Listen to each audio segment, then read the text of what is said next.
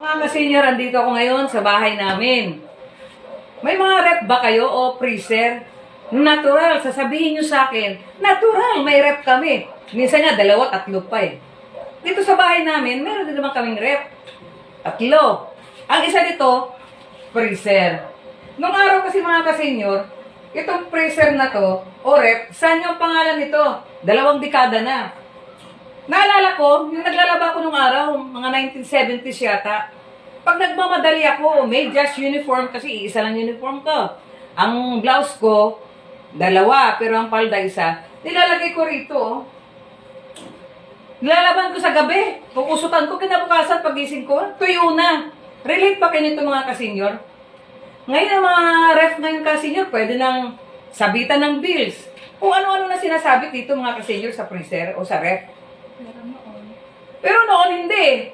Hindi mga bill.